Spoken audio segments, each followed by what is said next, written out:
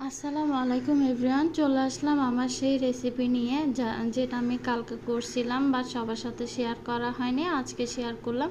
আসলে এটা হচ্ছে অথেন্টিক একটা কালাবোনা রেসিপি। আমি অ্যাকচুয়ালি তেমন কোনো এক্সপার্ট রাঁধুনি না, বাট তারপরে আমি যতটুকু পারি আমার সাধ্যের মতো আমি চেষ্টা করি, দেন আমি সবার সাথে শেয়ার করছি।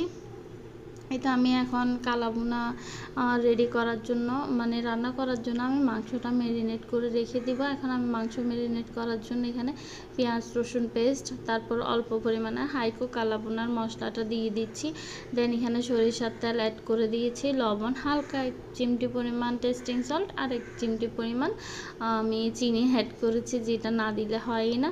আর এখানে টমেটো সস অ্যাড করেছি, এটা দিতেই হবে। আমার কাছে যেহেতু আমি সয়া সস ছিল না ডার্ক, তাই আমি দিতেও পারিনি। এটা দিলে আরও কালারটা সুন্দর আসে। এভাবে করে আমি